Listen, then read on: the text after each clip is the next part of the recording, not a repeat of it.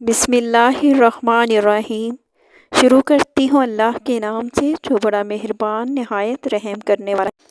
سہل بن سعد رضی اللہ تعالیٰ عنہ کہتے ہیں کہ رسول اللہ صلی اللہ علیہ وآلہ وسلم نے فرمایا، جنت میں ایک کوڑے کی جگہ دنیا و ما فیہا سے بہتر ہے۔ حضرت ابو ہریرہ رضی اللہ تعالیٰ عنہ کہتے ہیں کہ رسول اللہ صلی اللہ علیہ وآلہ وسلم نے فرمایا، تم میں سے ہر ایک کے دو ٹھکانے ہیں، ایک ٹھکانہ جنت میں ہے اور ایک ٹھکانہ جہنم میں ہے۔ جب وہ مرتا ہے اور جہنم میں چلا جاتا ہے تو جنت والے اس کے حصے کو لاوارث سمجھ کر لے لیتے ہیں۔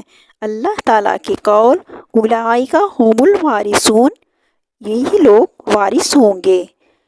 سورۃ المومنون آیت نمبر 1 کا یہی مطلب ہے۔ حضرت ابو ہریرہ رضی اللہ تعالیٰ عنہ کہتے ہیں کہ رسول اللہ صلی اللہ علیہ وآلہ وسلم نے فرمایا، اللہ عز و جل فرماتا ہے، میں نے اپنے نیک بندوں کے لیے وہ نعمت تیار کر رکھی ہے جسے نہ کسی آنکھ نے دیکھا اور نہ کسی کان نے سنا۔ کوئی نفس نہیں جانتا کہ اس کے لیے کیا آنکھوں کی ٹھنڈک چھپا کر رکھی گئی ہے، یہ بدلہ ہے اس کے نیک اعمال کا۔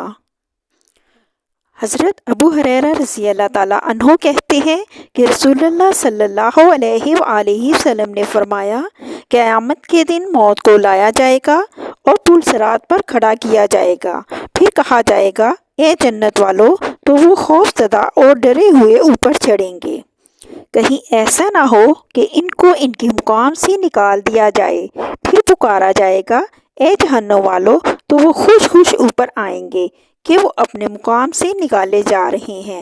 پھر کہا جائے گا، کیا تم اس کو جانتے ہو؟ وہ کہیں گے، ہاں، یہ موت ہے۔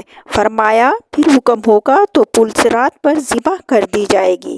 پھر دونوں گروہوں سے کہا جائے گا، اب دونوں گروہ اپنے اپنے مقام میں ہمیشہ رہیں گے اور موت کبھی نہیں آئے گی۔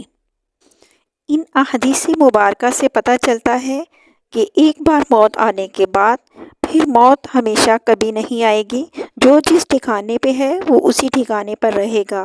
اللہ تعالیٰ سے دعا ہے کہ اللہ تعالیٰ ہمیں نیک صالحہ اعمال کرنے کی توفیق دے اور ہمیں اپنی رحمت سے بخش دے۔